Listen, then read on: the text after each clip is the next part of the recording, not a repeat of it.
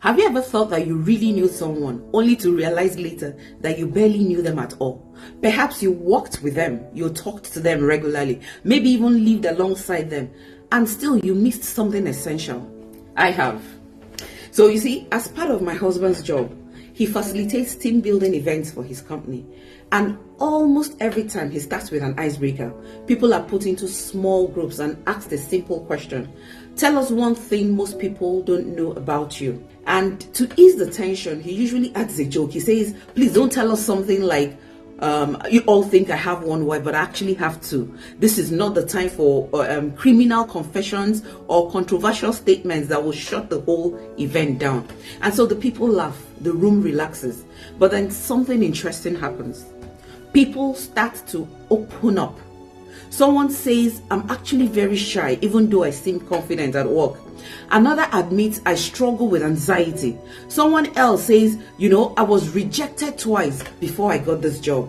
And others share some hidden talent. I write poetry, I play the violin. And then there's always that one person who says something unexpected, like, I have 15 cats.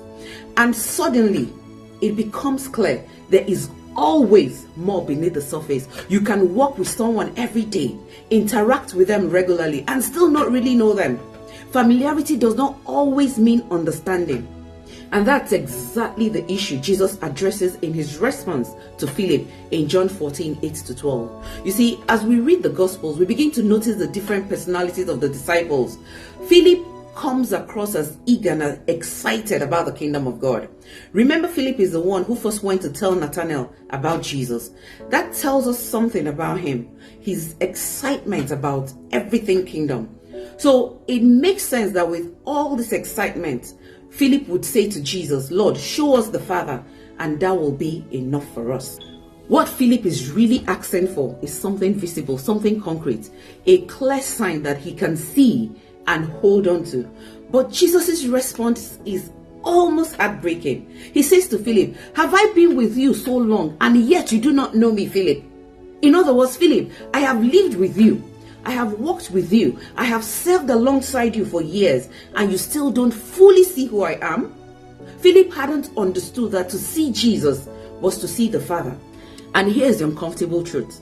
It's possible to walk closely with Jesus, to hear his words, to witness his works, and still miss the fullness of who he truly is.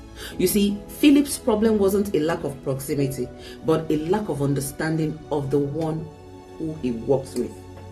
And if we're honest, we do the same.